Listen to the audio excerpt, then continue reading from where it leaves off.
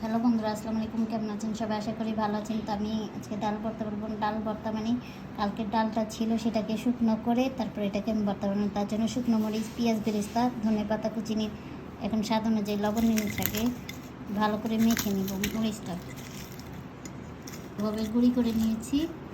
হচ্ছে সবগুলো একসাথে ভালো করে কষাতে দেব। আপনারা চাইলে এটারও ভর্তা খাইতে পারেন, সমস্যা নেই। এই যে আমি ডালগুলো নিয়ে নিয়েছি, এখন এটাকে ভালো করে মেখে নেব।